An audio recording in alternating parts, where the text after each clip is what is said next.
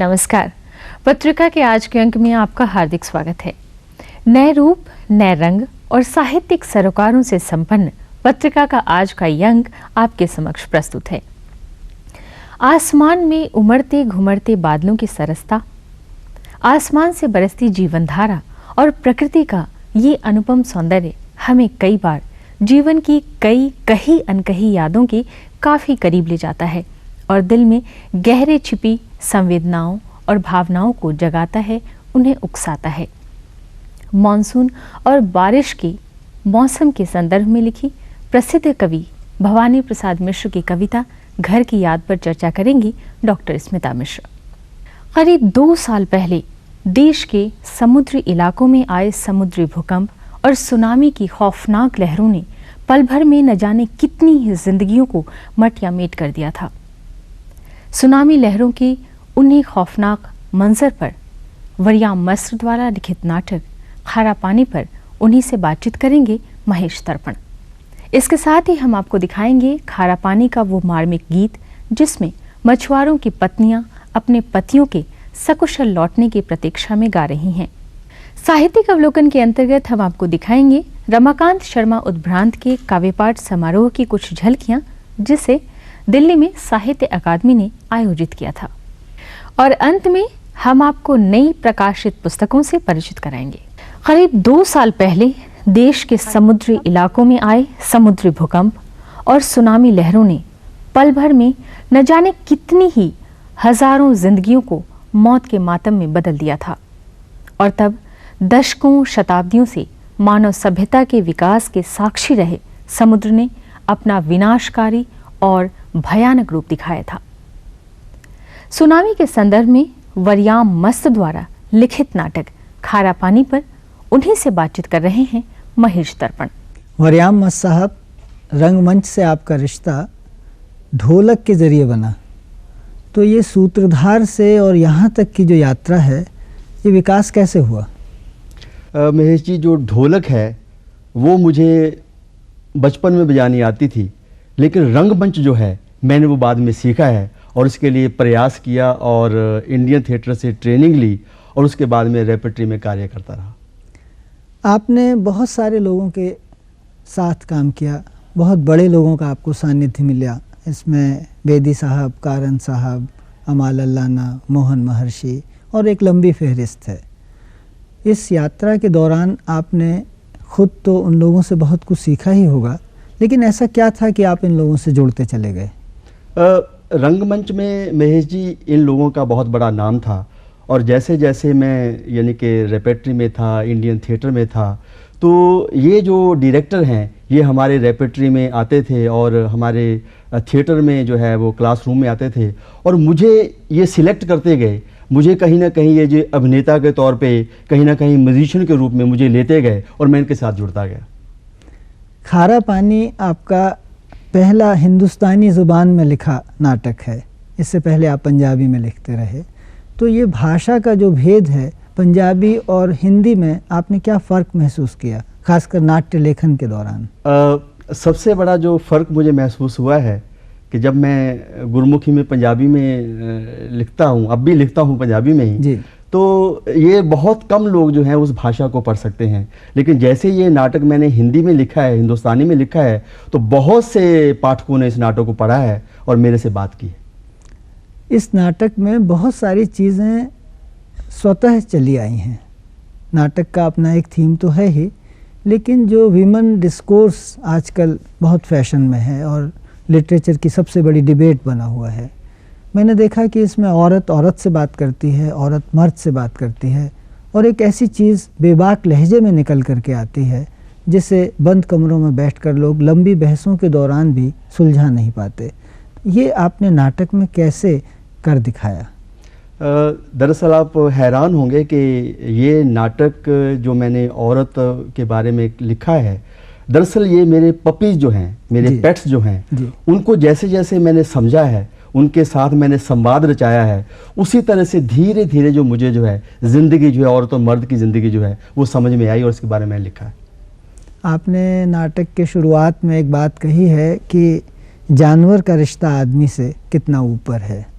जानवर निभाना जानता है और आदमी मारना जानता है। तो ये चीज़ आपने अपने पपीज़ के ज़रिए सीखी, समझी। लेकिन नाटक में आपने सबसे बढ़िया चीज़ जो मुझे नज़र आई वो ये कि डायरेक्टर को अपनी तरफ से बहुत सारी चीज़ें लादने की कोशिश नहीं की। एक तरह से डायरेक्टर के लिए बहुत स्पेस दिया है।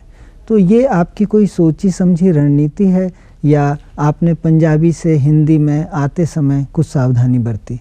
मेरी ये सोची समझी रणनीति है जी, क्योंकि जब मैं नाटक दूसरे नाटककारों के करता था तो मैं बहुत खींचता था, दुखी होता था कि इतनी जो डायरेक्शन जो हैं लिखी हुई हैं, मैं इसको फॉलो करूं या मैं अपनी इमेजिनेशन से कुछ सोचूं।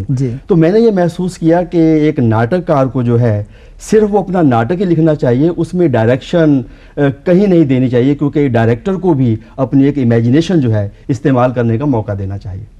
बहुत अच्छा, ये तो डायरेक्टर और लेखक से संबंधित बात हुई, क्योंकि आप तो दरअसल 10 in 1 पर्सनैलिटी हैं। तो उसमें आपने अभिनय में भी हाथ आजमाए हैं और ख़ासी ख्याति अर्जित की है। तो ये अभिनय का जो आपका अनुभव रहा वो कैसा रहा? आपको अपना अभिनय सबसे अच्छा किस नाटक का लगा? अभिनय का अनुभव जो रहा, जैसा कि महेश जी आपने कहा कि ढोलक से सूत्रधार से हुई, मैंने ज़्यादातर जो किरदार किए हैं वो सूत्रधार के किए हैं जी। उसकी वजह ये रही है कि मुझे थोड़ा बहुत गाना आता है, बजाना आता है और अभिनय भी उसके साथ में जुड़ गया। लेकिन अभिनय जब मैंने बजू भाई जी के साथ मैंने किया, मुक्तधारा किया नाटक और 3 पेनी ओपेरा किया, ऐसे ऐसे जब मैंने नाटक किए, तो उसके बाद कहीं जब मुझे खुल के एक अभिनेता के तौर पे काम करने का मौका मिला, तो मैंने त्रिशंकु जो है नाटक जो है उसमें जो बुद्धिजीवी का किरदार है उसको मैंने जब डेवलप किया, तो मुझे आज भी याद है कि मैं वो जो नाटक ख़त्म हो गया था तो मैं 2 महीने बाद भी जो है उस किरदार से बाहर नहीं आ पाया था। तो इस तरह का एक किरदार में डूब जाना जो है वो मैंने अभ्यास जो है जब बड़े बड़े इन अभिनेताओं के साथ, बड़े बड़े जो डायरेक्टर हैं इनके साथ काम किया, तो वो वसम मैंने उनसे सीखा है। अच्छा मस्त साहब, ये बताइए कि आपने फिल्मों के लिए गीत भी लिखे हैं। निम्मो और चंद परदेसी की याद तो बहुत लोगों को होगी, और निम्मो तो आजकल भी देखी जा रही है। मुझे पता लगा कि उसके सीडी लोग देखते रहते हैं। इसके गीत लिखते समय आपके अनुभव कैसे रहे? गीत लिखते हुए अनुभव मेरे महेश जी ऐसे रहे हैं कि ये जितने भी मैंने गीत लिखे हैं वो मैंने सिचुएशन को देख के नहीं लिखे हैं जी। कोई भी किसी डायरेक्टर ने मुझे जो है ये नहीं कहा कि आप इस सिचुएशन पे गीत लिखिए, बल्कि मेरे गाने जो थे वो पहले ही स्टेज के ऊपर जो है इतने पॉपुलर हो गए थे, लोग उनको सुनते थे कि उन्होंने बाद में जो अपनी फिल्म में उनको शामिल कर लिया जी। मस्त साहब, ये बताइए कि आपने एक जगह ये कहा है कि एक नाटककार को अच्छा संपादक भी होना चाहिए, और ये बहुत बड़ी बात है। आमतौर पर नाटककार इसे भूल जाते हैं। लेकिन जिन नाटकों को आपने अब तक पढ़ा है या डायरेक्ट किया है या उनमें काम किया है, पंजाबी और हिंदी के, ऐसे कौन से बेहतरीन नाटक हैं जिनमें आपको लगता है कि अब एडिटिंग की कोई गुंजाइश नहीं है? ऐसे बहुत से नाटक हैं जी। बलवंत गार्गी साहब के नाटक हैं जिसे मैं महसूस करता हूं कि उनकी संपादना में कहीं गुंजाइश नहीं है। गिरीश कर्नाड जी के नाटक हैं, मोहन राकेश जी के नाटक हैं। ऐसे बहुत से नाटककार हैं जहां से आपको पढ़ने से ये लगता है कि उनमें कोई आप काटापीटी कोई नहीं कर सकते हैं। लेकिन ख़ास तौर पे या ऐसा कह लें कि हिंदी में या पंजाबी में बहुत ऐसे नाटक लिखे जा रहे हैं जिन्हें मैं महसूस करता हूं कि उसकी संपादना की बहुत ज़रूरत होती है। और संपादन का मतलब ये नहीं काट पीट नहीं है, बल्कि डायरेक्टर को जो है उसे किस परिवेश में उसे प्रस्तुत करना है, ये मेरी बात है उससे। मस्त साहब, हम चूँकि बात कर रहे हैं आपके रचना कर्म पर, आपके अभिनय, आपके संगीत, आपके तमाम जो व्यक्तित्व की खुसूसियत हैं, लेकिन मैं आपसे जानना चाहता हूँ कि ये जो पंजाबी खिलंदड़ापन होता है, जो प्लेफुलनेस होती है, क्या इसी से आपको मस्त नाम मिला है? मस्त नाम तो मेरा बचपन से मुझे मिला है जी। मैं जब छोटा होता था गुरुद्वारे में शब्द गाता था। अच्छा। तो एक दफ़ा मैंने शब्द जो है वो इतनी मस्ती से, इतनी गहराई से गाया कि वहाँ पे एक बहुत बड़े फ़कीर कलंदर आए हुए थे। उन्होंने मुझे कहा कि इस भुजंगी ने, इस लड़के ने इतनी मस्ती से गाया है कि आज मैं इसका नाम मस्त रखता हूँ, और मैंने वो जो मस्त है वो अपने नाम के साथ जोड़ लिया। मैं आपसे जानना चाहता हूँ कि ये इतने डिसिप्लिन्स में एक साथ आप कैसे काम कर लेते हैं? एक तरफ संगीत है, एक तरफ कला है, दूसरी तरफ डायरेक्शन है, फिर म्यूज़िक की भी कई विधाएं हैं जिनमें आपने महारत हासिल की हुई है, और फिर पब्लिक रिलेशन भी है, फिर मीडिया का भी काम है, तो ये सारी चीज़ें एक साथ साधना क्या बहुत कठिन नहीं लगता है? कठिन कुछ नहीं है महेश जी, बात यह है कि मन की अभिव्यक्ति है। कभी कभी आप महसूस करते हैं कि आप अपनी बात को अपनी कविताएं से कह सकते हैं, तो आप उस माध्यम को चुन लेते हैं। कभी कभी आप सोचते हैं कि मैं ये जो बात कहना चाहता हूँ ये मेरी नाटक से नहीं हो पाएगी, तो आप फिल्म का सहारा ले लेते हैं। लेकिन कभी कभी आपको लगता है कि मैं नाटक में ही ऐसी बात कह सकता हूँ, तो आप एक नाटक का माध्यम चुन सकते हैं। तो ये आपकी मन की स्थिति है कि किस तरह से मन की स्थिति आपकी करवट लेती है और आप अपनी बात को कहने के लिए मजबूर हो जाते हैं। मस्त साहब, ये खारा पानी नाटक लिखते समय आपने भूमिका में कुछ संकेत तो दिए हैं, लेकिन वो पहला कौन सा क्षण था जब आपसे उसने ये नाटक लिखवा लिया? मेरी पत्नी ने एक दिन शाम को मुझे बात बताई कि टेलीविज़न पे उन्होंने एक खबर देखी है, न्यूज़ देखी है कि जिसमें एक कुत्ता जो है जी। वो एक छोटी सी बच्ची को समुद्र से खींच के बाहर ले आया है। ये घटना मेरी पत्नी ने मुझे सुनाई और उसके बाद में मैं ये घटना को इस तरह से गहराई से लेना शुरू किया कि मेरी ज़िंदगी के जो मैंने जो पपीज़ रखे हैं अपनी ज़िंदगी में, वो उनकी यादाश्त मेरी ज़िंदगी में जो है घूमने लगी। प्लस मेरी नाटक की प्रक्रिया जो है, उसके बाद में मेरा रिलेशनशिप जो वीमेन के साथ है, उसको मैं धीरे धीरे कैसे उभारता हुआ, घर की गृहस्थी को किस तरह से जोड़ता हुआ, ये नाटक जो है मैंने खारा पानी, सुनामी की एक स्थिति जो थी उससे मैंने उसमें घुस के जो है उससे एक जो है एक नई चीज़ जो थी, एक नाटक जो उत्पन्न किया, वो खारा पानी। इसका नाम खारा पानी आपने क्यों रखा?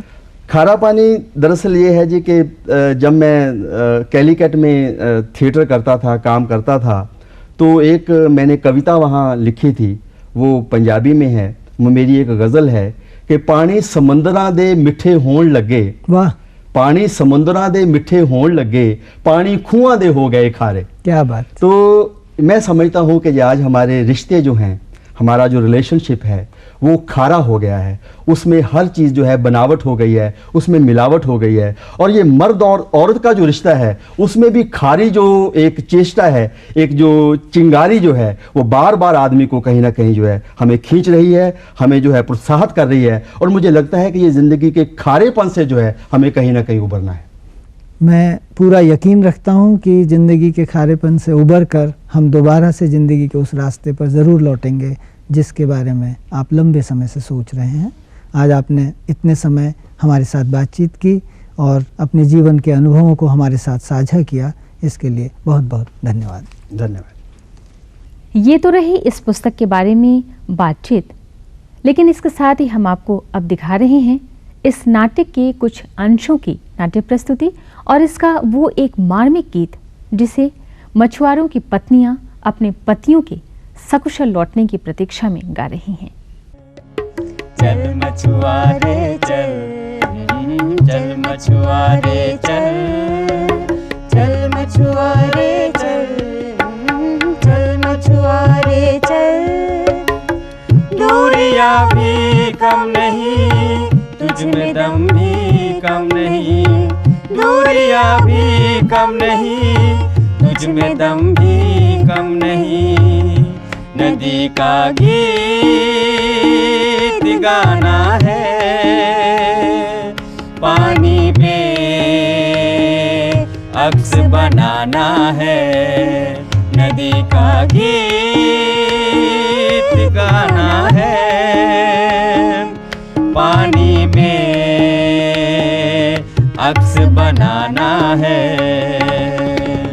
चल मछुआरे चल, चल मछुआरे चल, चल मछुआरे चल, चल मछुआरे चल। पानी जितना गहरा है ऐसा जीवन तेरा है, पानी जितना गहरा है ऐसा जीवन तेरा है। नदी का गीत गाना है, डूब के तैर जाना है। नदी का गीत गाना है, डूब के तैर जाना है। चल मछुआरे चल, मछुआरे चल, चल मछुआरे चल, चल मछुआरे चल, चल मछुआरे चल, चल मछुआरे चल। जितनी मंजिल पानी है उतनी लहरें खोनी है, जितनी मंजिल पानी है उतनी लहरें खोनी है। धागा बांध जाल पुराना है, पानी पे अक्स बनाना है। धागा बांध जाल पुराना है, पानी पे अक्स बनाना है। चल मछुआरे चल, चल मछुआरे चल, चल मछुआरे चल, चल मछुआरे चल। पता नहीं कब लौटेगा। कोई खास बात है क्या? हाँ, कहकर गया था साड़ी पहनकर रहना, मेले में घूमने जाएंगे। रोज बैठे कश्ती का इंतजार करती हूँ, बस लहरें देखती हूँ, उसके चप्पुओं की आवाज़ कभी नहीं सुनी। शायद 1 बरस हो गया है। हाँ, तब मेरी बेटी 2 साल की थी। कभी कभी ये समुद्र भी, इसकी भयानक लहर। रोती क्यों हो? बेटी बड़ी होकर तुम्हारा हाथ बटाएगी। बहुत रोकती थी उसे, रात को समुद्र में मत जा, मत जा। बहुत जिद्दी था, अड़ियल घोड़े जैसा। कहता वो दिन कभी नहीं आएगा जब मेरी नाव पलटेगी। ऐसा क्या हुआ था? पता नहीं, मैं रात भर देखती रही समुद्र की साई साई करती आवाज़ें। जाते वक्त मेरे बाजू पर गोदना खोद कर गया। कहता जब तक ये खुदा है मुझे कुछ नहीं होगा, मुझे कुछ नहीं होगा। मगर सच तो नहीं हुआ। ऐसा मत कह, जब तक ये बाजू में खुदा है कहीं ना कहीं किसी न किसी रोज़ वो ज़रूर आएगा। तपती चिलचिलाती गर्मी के बाद हम सब की निगाहें होती हैं आसमान में उमड़ते घुमड़ते और धमा चौकड़ी मचाते बादलों की ओर, आंख में चौली करती ठंडी फुहारों और ठंडी हवाओं की ओर। लेकिन ये ठंडी हवाएं और बारिश की बूंदें हमें मानवीय रिश्तों से जोड़ती हैं, जो जीवन को जीवंत बनाते हैं और जीवन में रागात्मक लगाव उत्पन्न करते हैं। पावस के कवि कहे जाने वाले और स्वतंत्रता संग्राम में जेल की कोठरी में बंद प्रसिद्ध कवि भवानी प्रसाद मिश्र की कविता घर की याद इसी संदर्भ में प्रस्तुत है। कविता पर चर्चा कर रही हैं डॉक्टर स्मिता मिश्र। आज पानी गिर रहा है, बहुत पानी गिर रहा है, रात भर गिरता रहा है, प्राण मन घिरता रहा है। बहुत पानी गिर रहा है, घर नज़र में तिर रहा है। घर की मुझसे दूर है जो, घर खुशी का पूर है जो। घर के घर में सब जुड़े हैं, सब के इतने कब जुड़े हैं। 4 भाई 4 बहनें, भुजा भाई प्यार बहनें। माँ की जिसकी स्नेह धारा का यहाँ तक भी पसारा। उसे लिखना नहीं आता जो कि उसका पत्र पाता। पिताजी जिनको बुढ़ापा एक क्षण भी नहीं व्यापा, जो अभी भी दौड़ जाएं, जो अभी भी खिलखिलाएं। आज गीता पाठ करके, दंड 260 करके, खूब मुगदर हिला लेकर, मुठ उनकी मिला लेकर, जबकि नीचे आए होंगे, नैन जल से छाए होंगे। हाय पानी गिर रहा है, घर नज़र में तिर रहा है। गिर रहा है आज पानी, याद आता है भवानी। उसे थी बरसात प्यारी, रात दिन की झड़ी झारी। गिर रहा पानी झराझर, हिल रहे पत्ते हराहर। बह रही है हवा सरसर, कांपते हैं प्राण थरथर, कांपते हैं प्राण थरथर, कांपते हैं प्राण थरथर। ये कविता हिंदी के सुप्रसिद्ध रचनाकार, प्रसिद्ध गांधीवादी कवि श्री भवानी प्रसाद मिश्र द्वारा लिखित है। भवानी प्रसाद मिश्र यानी भवानी भाई, उनकी पहली रचना, उनके पहला काव्य संग्रह गीत फरोश में ये रचना संकलित है। ये जो कविता है घर की याद एक बड़ी ही इनकी महत्वपूर्ण कविता है, जिसमें प्रकृति संदर्भ और पारिवारिक संदर्भ दोनों का ऐसा ताना बाना बुना है कि एक तार छेड़ो तो दूसरे तार अपने आप झंझना उठते हैं। कवि स्वतंत्रता सेनानी हैं और स्वतंत्रता संग्राम के चलते वह जेल में बंद हैं। अब जेल की जो बंद कोठरी है उसमें एक झरोखा है, उस झरोखे से वो देख रहे हैं कि बारिश हो रही है।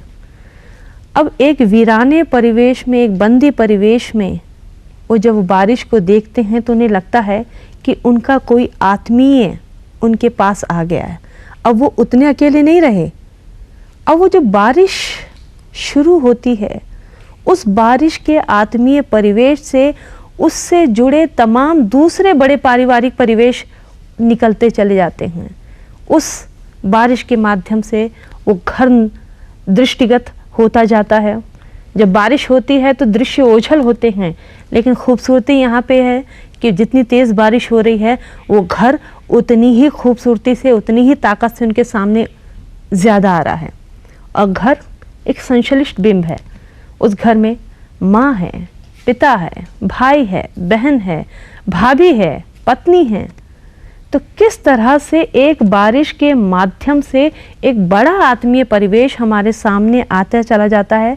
यहाँ पर वो अपनी तकलीफ़ें नहीं बयान करते, वो नहीं चाहते कि वो जेल में जिन असुविधाओं को झेल रहे हैं उनके परिवार जन तक वो असुविधाएं पहुँचे। तो इसलिए वो बारंबार बारिश को कहते हैं, यूं न कहना अस्त हूँ मैं, कूदता हूँ, खेलता हूँ, दुख डटकर झेलता हूँ। यानी उनसे ये बताना कि मैं यहाँ पे ठीक हूँ, तभी वे लोग भी स्वस्थ होंगे। और यहाँ पे और खूबसूरती है कि अभिधा और तुकांतता, अभिधा को हमेशा बहुत बेहतर नहीं माना जाता कविता में, लक्षण और व्यंजना को ज़्यादा तरजीह दी जाती है। लेकिन यहाँ पे अभिधा के प्रयोग से जो बिंब खींचा है पूरे घर का, पिता का, माँ का, वो अद्भुत है। आज ऐसे समय में जबकि प्रकृति और मनुष्य का रिश्ता टूट रहा है, शिथिल हो रहा है, उनका साहचर्य आपस में छूट रहा है, ऐसी कविताएं हमें बार बार साहस देती हैं, बल देती हैं कि हम प्रकृति को अलग से न समझकर अपने ही आत्मीय एक संबंधी समझें। हाल ही में कई महत्वपूर्ण पुस्तकें प्रकाशित हुई। आइए हम आपका परिचय उन पुस्तकों से कराते हैं। विवेक गौतम का काव्य संग्रह गांधी का चौथा बंदर, किताब घर प्रकाशन, मूल्य 120 रुपए। राजेंद्र नागदेव का काव्य संग्रह अंधी यात्राएं, मेधा बुक से प्रकाशन, मूल्य 100 रुपए। सुषमा जगमोहन का कहानी संग्रह जिंदगी ईमेल, सामयिक प्रकाशन, कीमत 200 रुपए। श्याम सिंह शशि का काव्य संग्रह चरैवेती चरैवेती, आर्य प्रकाशन मंडल, मूल्य 75 रुपए। डॉक्टर रमेश मेहरा की पुस्तक संचार और फोटो पत्रकारिता, तक्षशिला प्रकाशन, कीमत 300 रुपए। साधना अग्रवाल की डायरी बेतरतीब तिथियों में कहीं मैं फिर मिलूं, शिल्पायन प्रकाशन, मूल्य 95 रुपए। पिछले दिनों दिल्ली में साहित्य अकादमी द्वारा रमाकांत शर्मा उद्भ्रांत के काव्य पाठ समारोह का आयोजन किया गया। साहित्यिक अवलोकन के अंतर्गत आइए हम आपको दिखाते हैं उसी काव्य समारोह की कुछ खास झलकियां।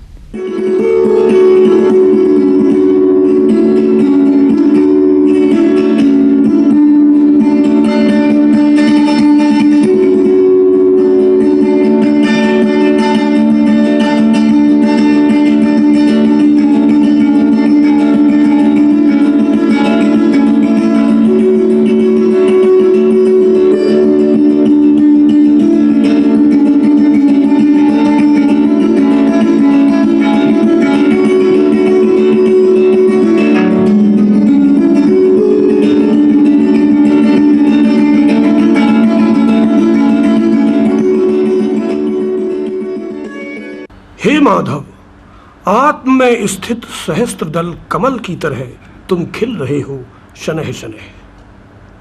तुम्हारा खिलना मेरे अस्तित्व के लिए स्मृति के कुंजों में विचरना है। जैसे कि कोई मयूर नाच रहा हर्ष विभोर हो, अपने चंदोवा युक्त हरित बैंजनी पंखों की झालर को संपूर्ण फैलाए।